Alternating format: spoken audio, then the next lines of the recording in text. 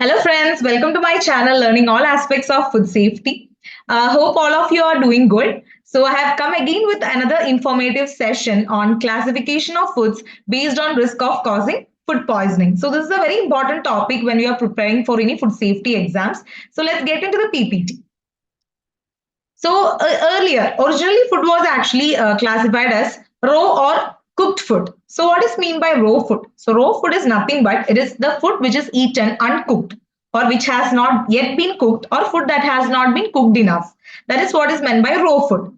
And cooked food is the food which has been heated to 75 degrees Celsius. That is it's actually, it was a very simple classification and it was way too simple so as to help prevent contamination during food preparation and food storage. So we went into a very much more good classification. That is, we have classified the food into, based on risk of causing food poisoning, we have classified the food into high risk food, low risk food, raw ready to eat food, raw foods which need to be cooked. And what is the meaning of risk here? Risk here means the risk of causing food poisoning. Okay, so this classification is very important. High risk food, low risk food, raw ready to eat food, and raw foods which need to be cooked. So first we learn about high risk food. So what is high risk food? High risk food, as the name indicates, it is very risky food because the chance of contamination of these foods are very higher at ambient temperature. Ambient temperature means room temperature. So we can tell these foods should be free of pathogens because these foods actually have undergone cooking process, or you know what we say, they are actually ready to eat foods itself. But what happens is, if contaminated, by chance if they are contaminated, they can become excellent vehicles for disease carrying pathogens. And these are actually ready to eat foods, but under favorable conditions, they can support the multiplication of pathogenic bacteria and they will not undergo any further cooking or treatment in order to destroy it. For example, cooked rice. Okay, I'll give you an example and explain to you. Cooked rice is an example of high risk food. So, rice we have washed, then we have cooked it. Now, this rice is actually ready for consumption. But if this rice is kept at room temperature, it becomes an excellent medium for pathogens to grow. Because why? It is kept at room temperature. So it's a very favorable temperature for bacteria to grow or any other organisms to grow. So that is what we mean by high risk food. So they are actually ready to eat food, but under favorable conditions, they can support multiplication of disease causing organisms. Okay, they are often high in protein. These high risk foods will be high in protein and they require strict temperature control. Okay, so the main thing to avoid contamination of high risk food is proper storage. After preparation of the food should be stored properly at correct temperatures. If there is any fall in temperatures, that can result in contamination. Okay, and these foods are usually refrigerated. Usual one method in order to prevent contamination of high risk food is refrigeration. There are also other ways that we will discuss in coming slides. Okay, so we can see what all high risk food include. High risk food include all cooked meat and poultry, all cooked meat products, milk, cream, custard, dairy produce, especially unpasteurized milk and products that is made from unpasteurized milk. Cheeses, okay, all are high risk food. Shellfish and other seafood such as raw oysters, mussels, cooked prawns are examples of high risk food. Cut fruits, then cooked rice, pasta, cooked potato, cooked vegetables all come under high risk food. Again, cooked eggs and cooked egg products are also examples of high risk food. So this you should have a knowledge. Usually in multiple choice questions, they will give some options and they will ask which is high risk food. So you should be able to understand which all are coming under category of high risk food. Is that clear? Okay. So this picture also give you a clear idea about high risk food. Shellfish, mayonnaise, those which is made from raw egg, right? Raw egg products that also come under category of high risk food. Then smoked fish, cooked pasta, pies and pastries, cooked meat and poultry, cooked chilled meats like hams, burgers, then cooked rice, unwashed salad and vegetables, the meat spreads, dairy products made from raw milk, stock and gravy, all these come under high risk foods. Now see this picture, as I have explained earlier, cooked rice is an excellent medium. If kept outside at ambient temperature, bacteria can multiply very easily. Now, what all can be be done in order to prevent contamination of this high risk food? So one thing is that we should understand that we cannot just see a food is spoiled just by tasting it, by smelling it, or by seeing it. Okay, the microorganisms will be there, but we'll not be able to see it evidently. Okay, so the main thing you can avoid contamination with high risk food is by storing them properly. So what all bacteria will need? Bacteria need protein. Bacteria, that means it needs food, it needs moisture, it needs warmth, it needs time. Okay, it needs time in order to grow. So if all these factors are actually very much favorable for all microorganisms, they can thrive and they can grow very rapidly. So what we have to do is we have to cut down any of these factors. Okay, so that bacteria will not be able to grow. So what we are targeting is the temperature. So fridges and freezers are therefore essential in order to store this high risk food. So ways to store high risk food. As I told you, we can keep it in refrigerator. So what is the refrigerator? It's 5 degrees Celsius, below 5 degrees Celsius, 0 to 5 degrees Celsius. Frozen food, minus 18 degrees Celsius. Then we can seal the refrigerated items properly. So whenever you're storing a food in refrigerator, we just not keep it open, isn't it? Because we are storing many types of food in refrigerator. We cannot just keep it open. It should be covered properly so as to prevent cross-contamination, isn't it? Then another important thing is store raw food and cooked food separately. Don't keep all together. For example, don't keep this fruits and vegetables near cooked food. That should be kept separately. So that is why we are giving in refrigerator separate, separate stackings, isn't it? So there that indicates that we should store food separately. Then acquiring all produce from a reliable supplier. Okay, whatever we are purchasing, we should make it sure that we are taking it from a reputed supplier. That's also an important way so as to avoid contamination of high risk foods. So another way is using separate chopping boards for raw foods and ready to eat foods. This also again a very important questions which come in food safety exams. Red board is used for raw meat, blue for raw fish, yellow for cooked meat, green for salads and fruits, brown for rooted vegetables, white for dairy products. So this color coding you should know by heart. Okay. I'll give you another picture which gives a much more clear idea. See, red chopping board is for raw meat, then yellow for cooked meat, blue for fish, white for dairy products, green for vegetables, then brown for root vegetables, and purple. Purple is for free from products. That is, some items will be there like gluten-free bread. So for that all we can use purple board. So we should be aware of temperature danger zone. So what is temperature danger zone?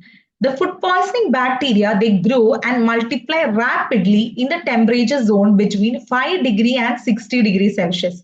This is very important. Okay. See, you can see in that picture, there is 3 sections: storage, danger zone, cooking. So the danger zone, that is the one which is indicated in red color, is the temperature zone where bacteria will multiply rapidly.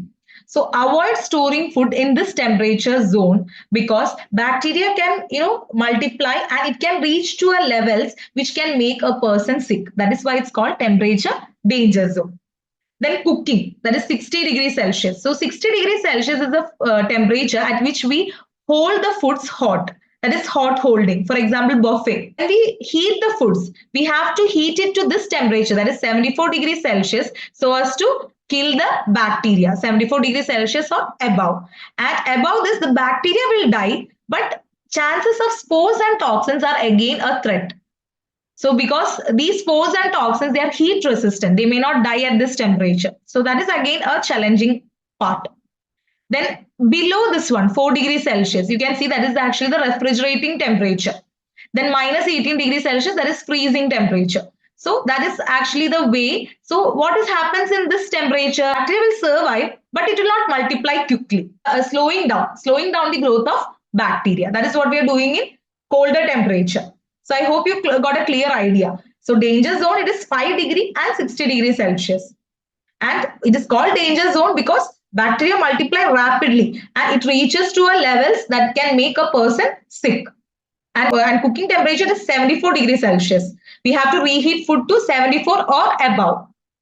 And hot holding temperature is 60 degrees Celsius. So you should have a clear idea of these temperature zones. I hope it's clear to you.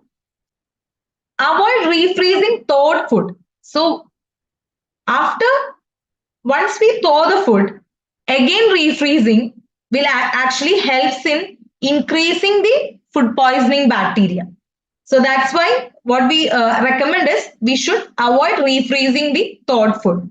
So food poisoning bacteria, they can grow in frozen food while it is thawing. So avoid thawing frozen food in temperature danger zone. So when we thaw the food also, we also make it sure that don't thaw the food in temperature danger zone. What is the temperature danger zone? 5 degree, between 5 degree and 60 degrees Celsius. So we make sure that in this temperature zone, we don't thaw the food and keep the defrosted food. So after defrosting it, keep it in fridge until it is ready to be cooked. Then if you are using a microwave oven for defrosting, then cook it immediately after defrosting. So I hope it's clear to you. So better don't refreeze the thawed food. Storing cooked food safely. So after cooking the food, we just simply directly store in the fridge? No, that is not recommended. What we have to do is transfer the cooked food to a shallow dish so that the cooling down process will be much more rapid. After cooling down, we have to put the food into a container. We have to close that container and then we have to keep it. Also make sure that steam is not coming up. So it has been cooled properly. Otherwise, if steam comes up, again if we close it and keep, the steam will condense and again the droplets come into the food particles. So I hope that is also clear to you. Then if in doubt, throw it out.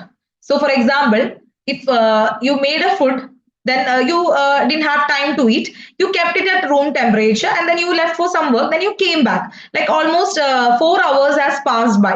And then you are doubtful if this food is contaminated or not. So if you feel that, if you strongly know that you have left the food for more than 4 hours, then don't eat that food, because what we recommend is food should not be kept for more than 4 hours in temperature danger zone. So don't put it back in fridge or don't keep it for later. Just throw it out. Don't take risk. Also, we have to check the use by dates on food products and discard out of date food. Expired foods, then don't eat it. We have to throw it out.